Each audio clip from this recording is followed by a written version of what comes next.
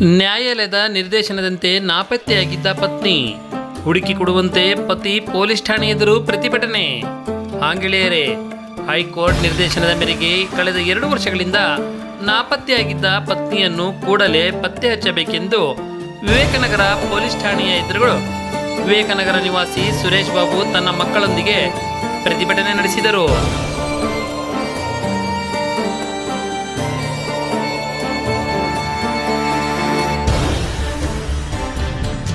ನಮಸ್ತೆ, ನಮ್ಮ ಹೆಸರು ಸುರೇಶ್ ಬಾಬು ಅಂತ. ನಮ್ಮ ಮೂಲತಃ ಬೆಂಗಳೂರಿನ ವಿವೇಕನಗರದಲ್ಲಿ ವಾಸಿಸ್ತಾ ಇದ್ವಿ. ಇಲ್ಲೇ ಹುಟ್ಟು ಬೆಳೆದಿರೋದು ನಾವು.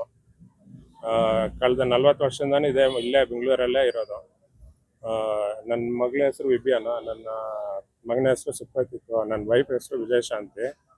ವಿವೇಕನಗರ ಪೊಲೀಸ್ ಅವರು ದಿನಾಂಕ ಜುಲೈ 7, 2023 ನನ್ನ ವೈಫ್ನ ಮನೆಗೆ ಕರ್ಕೊಂಡು ಹೋಗ್ತೀನಿ ಅಂತ ಮಧ್ಯರಾತ್ರಿಯಲ್ಲಿ ಕರ್ಕೊಂಡೋಗಿದ್ದಾರೆ. ಅವ್ರು ಏನಾಗಿದೆ ಅಂತ ಯಾರಿಗೂ ಗೊತ್ತಿಲ್ಲ ಇದುವರೆಗೂ. ಹೈಕೋರ್ಟ್ 2 ಸತಿ ಇವ್ರಿಗೆ ಆರ್ಡರ್ಸ್ ಕೊಟ್ಟಿದೆ, ಇನ್ವೆಸ್ಟಿಗೇಷನ್ ಮಾಡಿ ತನಿಖೆ ಮಾಡಿ ಅಂತ. ಆದರೆ ಈವರೆಗೂ ಯಾವುದು ತನಿಖೆ ಮಾಡಿಲ್ಲ, ಯಾವುದನ್ನು ಮಾಡಿಲ್ಲ. ಮತ್ತು ಇಲ್ಲಿ ಹೈಕೋರ್ಟು ಸೆಕೆಂಡ್ ರಿಟ್ ಪಿಟಿಷನಲ್ಲಿ ಹೇಬಿಯಸ್ ಕಾರ್ಪಸಲ್ಲಿ ಡೈರೆಕ್ಷನ್ ಇಶ್ಯೂ ಮಾಡಿದೆ. ಅವ್ರು ಯಾವುದೇ ಇದನ್ನು ತಗೊತಾ ಇಲ್ಲ. ಅವರು ಹೈಕೋರ್ಟ್ ಕೇಳಿದ್ರೆ ನಾವು ಹುಡುಕ್ತಾ ಇದೀವಿ ಅಂತಾರೆ. ಇಲ್ಲಿ ಬಂದು ನೋಡಿದ್ರೆ ಯಾವುದು ಹುಡ್ಕೋದಿಲ್ಲ, ಏನೂ ಇಲ್ಲ, ಸೈಲೆಂಟ್ ಆಗಿರ್ತಾರೆ. ನಮ್ಗೆ ಕೇಳಿದ್ರೆ ಏನು ಕಿತ್ಕೊಂತೀರಾ ಕಿತ್ಕೊಳ್ಳಿ ಅಂತಾರೆ. ಸ್ಟೇಷನಲ್ಲಿ ಹಾಕಿ ಹೊಡೆದಿದ್ದಾರೆ. ನನ್ನ ಮಗನ್ನು ಸ್ಟೇಷನಲ್ಲಿ ಎನ್ಕ್ವೈರಿ ನೆಪದಲ್ಲಿ ನೈಟೆಲ್ಲ ಇಟ್ಕೊಂಡಿದ್ದಾರೆ. ನನ್ನ ಮನೆ ಡಾಕ್ಯುಮೆಂಟ್ಸ್ ಇಲ್ಲ, ನನ್ನ ಮನೆ ಡಾಕ್ಯುಮೆಂಟ್ಸನ್ನು ತಗೊಂಡು ಇಟ್ಕೊಂಡಿದ್ದಾರೆ.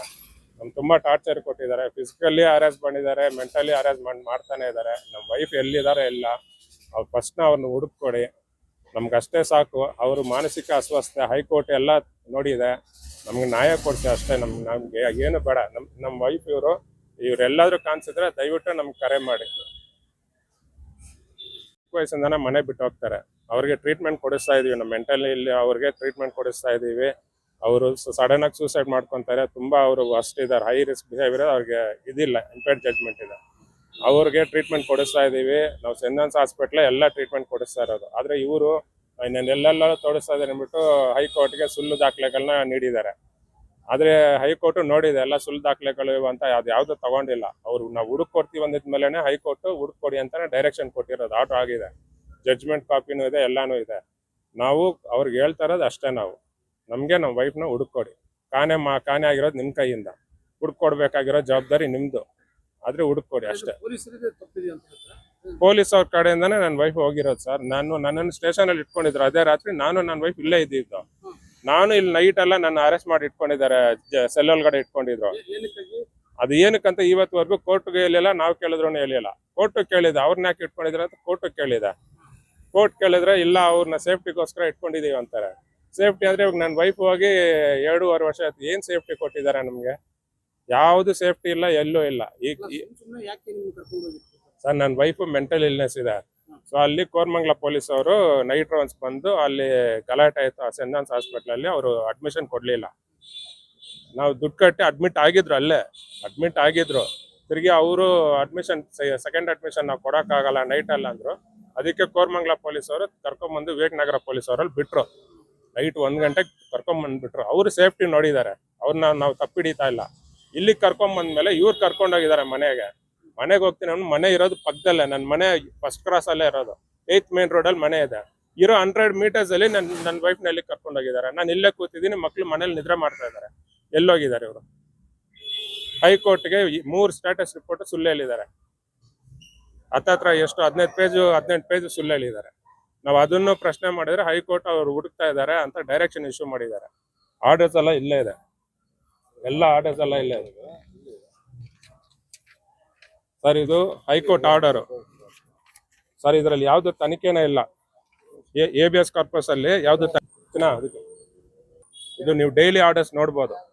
ಇದು ವೆಬ್ಸೈಟ್ ಅಲ್ಲೇ ಇದೆ, ಹೈಕೋರ್ಟ್ ವೆಬ್ಸೈಟ್ ಅಲ್ಲಿ. No further investigation has been undertaken by the state as is clear from the status report. ಇದರಲ್ಲಿ ತನಿಖೆನೇ ಇಲ್ಲ. ಅವ್ರು ಕೊಟ್ಟಿದ್ದು ನಮ್ಗೆ ಲಿಬರ್ಟಿ ಕೊಟ್ಟಿದ್ದಾರೆ. Liberty granted by this court. ಪಿಟಿಷನರ್ಗೆ ನಮ್ಗೆ ಕೊಟ್ಟಿದ್ದು. ಆದ್ರೆ ಇಲ್ಲಿ ಯಾವ್ದು ಸ್ಟೇಟಸ್ ರಿಪೋರ್ಟ್ ಅಲ್ಲಿ ಏನೂ ಇಲ್ಲ, ಬರೀ ಏನು ಇಲ್ಲ. ಅದರಲ್ಲಿ ಅವ್ರು ಕೊಟ್ಟಿದ್ರಲ್ಲಿ ಏನು ಇಲ್ಲ, ಅದನ್ನ ಅವ್ರು ಹೇಳಿದ್ದಾರೆ. ಇದು ಜಡ್ಜ್ಮೆಂಟ್ ಇಶ್ಯೂ ಮಾಡಿದ್ದಾರೆ. Direct judicial police to make earnest to trace the petitioner ವೈಫ್ನ. ಇದು ಒರಿಜಿನಲ್ ಆರ್ಡರ್. ಆದ್ರೆ ಅವ್ರು ಮಾಡ್ತಾ ಇಲ್ಲ. ಆದೇಶನ ಉಲ್ಲಂಘನೆ ಮಾಡಿದ್ರು. ಉಲ್ಲಂಘನೆ ಅಲ್ಲ, ಅದು ಕಿವಿಯಲ್ಲೂ ತಗೊಂತಾ ಇಲ್ಲ. ನೀವು ನಿಮ್ಮ ಮಿಸ್ಸಸ್ ಎಲ್ಲ ಹುಡುಕೊಡ್ಬೇಕು ಅಂತ ನಾವು ಹುಡುಕ್ತಾ ಇದೀವಿ, ನಾವು ಒಂದ್ ಕಡೆ ಹುಡುಕ್ತಾ ಇದೀವಿ, ಎಲ್ಲೂ ಸಿಗ್ತಾ ಇಲ್ಲ. ನಾವು ಹುಡುಕ್ತಾ ಇದೀವಿ, ಅವ್ರು ಎಲ್ಲೂ ಸಿಗ್ತಾ ಇಲ್ಲ. ಯಾಕಂದ್ರೆ ಅವ್ರ ಮನೆ ಬಿಟ್ಟು ಹೋದ್ರು ಒಂದ್ 3 ದಿನದೊಳಗಡೆ ರಿಟರ್ನ್ ಬರ್ತಾರೆ ನಮ್ಗೆ. ಇಲ್ಲಿದ್ರೆ ನಾವು ಹುಡ್ಕೊಂಡು ಹೋದ್ರು ಸಿಗ್ತಾರೆ, ಅಲ್ಲೆಲ್ಲ ಪಕ್ಕದಲ್ಲೇ ಇರ್ತಾರೆ, ಸಿಗ್ತಾರೆ, ನಾವು ಕರ್ಕೊಂಡ್ ಬರ್ತೀವಿ. ಇವರು ಕರ್ಕೊಂಡೋಗಿ 2.5 ವರ್ಷ ಆಯ್ತು, ಏನಾಗಿದೆ ಗೊತ್ತಿಲ್ಲ ಅಮ್ಮನ್ಗೆ. ಈಗ ಜೀವಂತವಾಗಿಲ್ಲ ಗೊತ್ತಿಲ್ಲ. ಬಟ್ ನಮ್ಗಂತೂ ನ್ಯಾಯ ಸಿಗ್ಲೇಬೇಕಲ್ಲ. ಇದುವರೆಗೂ ಸಿಕ್ಕಿಲ್ಲ.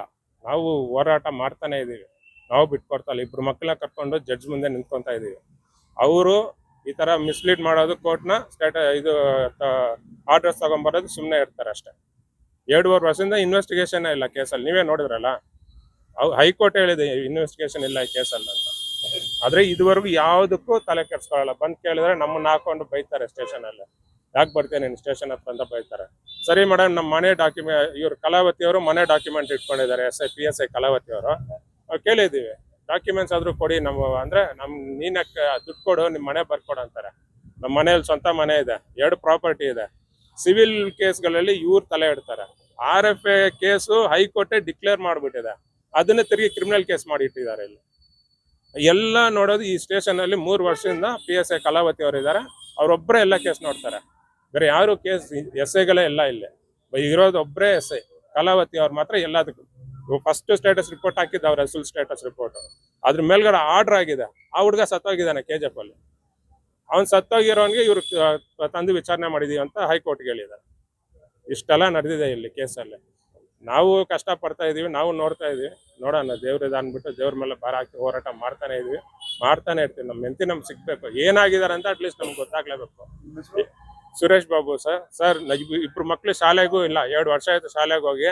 ಹೈಕೋರ್ಟ್ಗೆ ಹೇಳಿದೀವಿ, ಶಾಲೆಗೆ ಹೋಗ್ದಿರಾ ಅವ್ರ ಮಾನಸಿಕ ತುಂಬಾ ನೊಂದ್ಕೊಂಡ್ಬಿಟ್ಟಿದ್ದಾರೆ, ಮನೆಯಲ್ಲೇ ಇರ್ತಾರೆ. ನನ್ನ ಮಗನ್ನ ಬೇರೆ ಕರ್ಕೊಂಡ್ಬಂದು ಸ್ಟೇಷನ್ ಅಲ್ಲಿ ಇಟ್ಕೊಂಡಿದ್ದಾರೆ ಒಂದು ನೈಟ್ ಫುಲ್ಲು. ಏನಕ್ಕಂತ ಯಾರು ಕೇಳೋರೇ ಇಲ್ಲ ಸರ್. ನನ್ನ ಇಷ್ಟ ನಾನು ಅಂತ ಹೇಳ್ತಾರ ಅವ್ರು.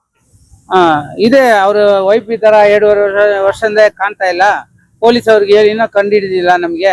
ನಾವು ಹೋಗಿ ಕೇಳಿದ್ರೆ ನನ್ನೇ ಒಳಗಾಗ್ತೀನಿ ಅಂತ ಬೈತಾರೆ. ನನ್ನ ಡಾಕ್ಯುಮೆಂಟ್ ಕಿತ್ಕೊಂಡು ಮಾಡ್ಕೊಂಡಿದ್ದಾರೆ, 2 ಲಕ್ಷ ಬೇಕಂತ ಕೇಳ್ತಾರೆ. ನೀವು ಹೆಂಗಾದ್ರು ಬಂದು ನಮ್ಗೆ ಸಹಾಯ ಮಾಡಿ ಅಂತ ಹೇಳಿದ್ರು. ನಾನು ಅವ್ರ ಆರ್ಡರ್ ಕಾಪೀಸ್ ಅದೆಲ್ಲ ನೋಡಿದೆ. ಅವ್ರ ಕಡೆ ನ್ಯಾಯ ಇದ್ದಂಗೆ ಇತ್ತು. ಅದಕ್ಕೋಸ್ಕರ ಸರಿ ಆಯ್ತು, ಹೆಂಗಾದ್ರು ಕಷ್ಟಪಟ್ಟು ಅವ್ರ ಹೆಂಡತಿನ ಹುಡುಕೊಡೋಣ ಅಂತ ಫಸ್ಟ್ ಇಲ್ಲಿಂದ ಶುರು ಮಾಡೋಣ ಅಂತ ಇಲ್ಲಿ ಬಂದಿದ್ವಿ. ಎಲ್ಲಿ ಕಳ್ದೋಗಿದ್ಯೋ ಅಲ್ಲಿಂದ ಶುರು ಮಾಡೋಣ ಅಂತ ಇವತ್ತು ಬಂದಿದೀವಿ. ಇನ್ನು ಮುಂದೆ ಯಾರ್ಯಾರಿಗೆಲ್ಲ ಇದು ಕೊಡ್ಬೇಕು, ಏನ್ ಮಾಡ್ಬೇಕಂತ ಮಾಡಿ ಇವ್ರು ಹೆಂಡತಿನ ಹುಡುಕೊಡಕ್ಕೆ ಆದಷ್ಟು ಪ್ರಯತ್ನ ಪಡ್ತೀವಿ.